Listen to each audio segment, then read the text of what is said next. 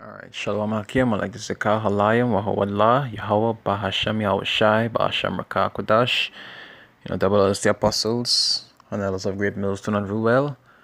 Peace and blessing to the Akim around the world that pushes through to the four corners of the earth. Right, this brother Yaraba. I said I'll go through a few precepts, not much. I'll make it too long. I'll entitle it, One to him by whom offences cometh. Right? I was even watching a video with Apostle Tahar today, and he was talking about men who just drop out the truth, for particular reasons. There are men who drop out the truth because, they might be emotional for certain things. It has certain laws that they might come across that men might be emotional towards. You understand? Well, majority of the time women is be emotional towards a lot of different laws and so forth. Like you think about a woman being married at a young age and a lot of other stuff. But we not concerned about her.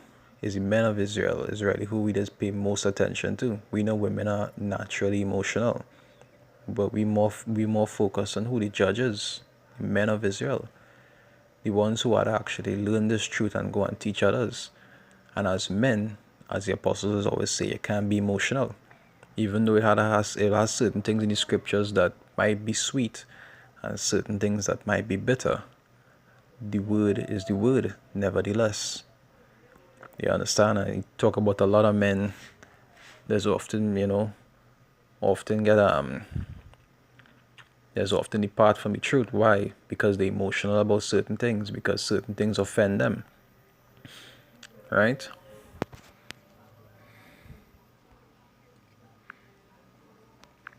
So they Matthew 18.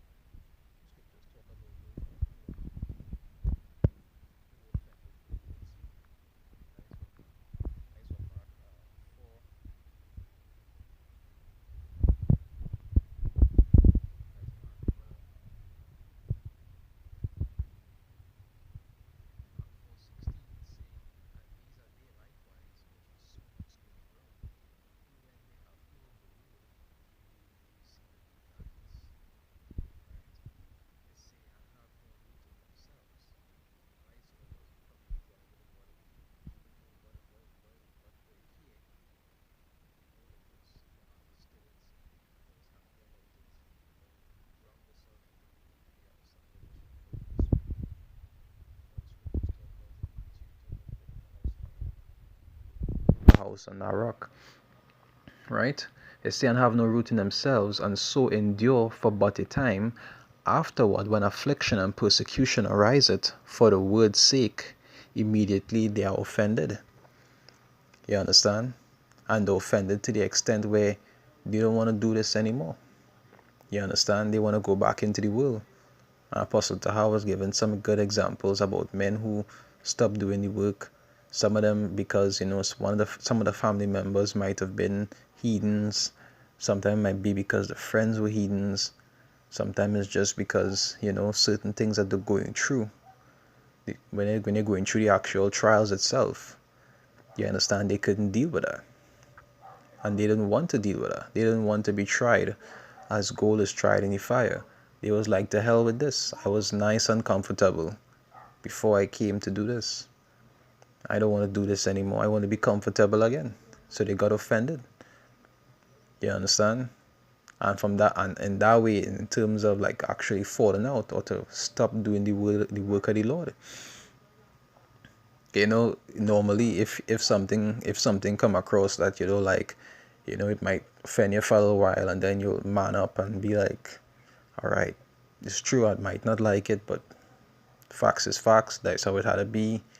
They like, I don't want no part of this anymore. You understand? They cast the Lord word behind them. Why? Because of the offense that they got. Right? They say immediately they are offended.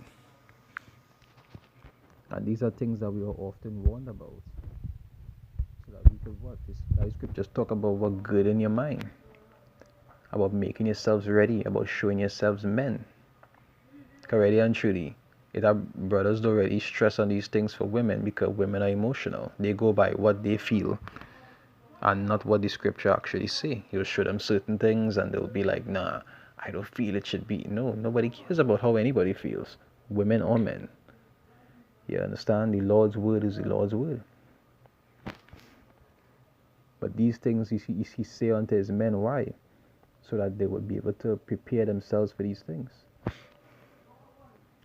You see, John 16 verse 1, it say, these things have I spoken unto you, that ye should not be offended. So when these things happen, you have to learn to deal with it according to wisdom and according to logic, not according to feelings and emotions.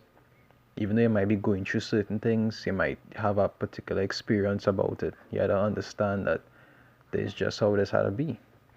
The scriptures talk about in Ezekiel again, it was in the mouth as sweet as honey, and in his stomach it was bitter. So it does have its sweet moments, and it does also have its bitter. You can't want to accept the sweet and not the bitter. You understand? Talk about the whole role, not just half the role that good and discard the half that bad. So all these things about certain laws that you might in favor, or certain things that you had to go through, and all these different things, certain things you just had to go through with brothers and so forth. All these things are part of the bitter that we were warned about, that you had to deal with. Yeah, and you had to deal with it according to knowledge. It say verse 2, it say, they shall put you out of their synagogues, yea, the time cometh, that whosoever killeth you will think that he doeth the Most High service. You understand? And that men will hear things like this. They'll hear things about Jacob trouble. They'll hear things about tribulation. They'll hear things about the devil casting you into prison for 10 days. They'll hear things about being beheaded for the word. And they will get offended for that. And they'll get offended to the extent where they don't want no part of that. You understand? They're offended for the word's sake. And these are things that you just had to prepare your mind for, or else destruction for you. Scriptures talk about putting your hand to the plow and looking back.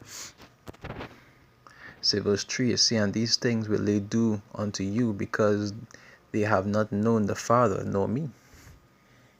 And they're showing you that all these things are showing that the walk of the truth, the actual truth, is not simple. It is not simple to go through tribulation. You understand, to prepare yourself to be a living sacrifice for when the time actually comes. You understand? and to try your best to maintain righteousness while doing so. It is not simple. It's something that the Lord will only allow the elect to do. That other people might claim that they're doing it and do it their own way, but to do it the Lord's way, only the elect will be able to do that. Not just all of Israel, but only the elect of Israel. Because there are many camps out here, and majority of them doing their own thing. They're not doing things according to what the laws say. They do things according to their personal, you understand, to their personal view. So it's easier for them. But for the ones that are actually trying to do it how the Lord say to do it, they have the real trial.